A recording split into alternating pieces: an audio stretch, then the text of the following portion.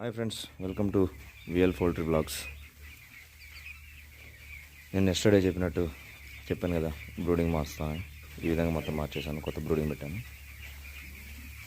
పాత బ్రూడింగ్ మొత్తం ఆపేసేసాను, ఎందుకంటే అందులో కొంచెం తడిగా ఉంది.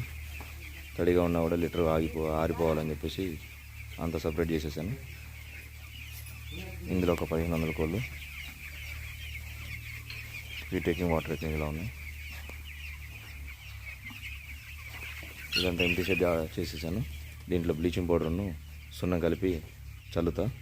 అప్పుడు ఇలా పురుగు కానీ తడి కానీ మొత్తం ఆరిపోతుంది. ఇదంతా బ్రూడింగ్ చేసింది ఇదంతా.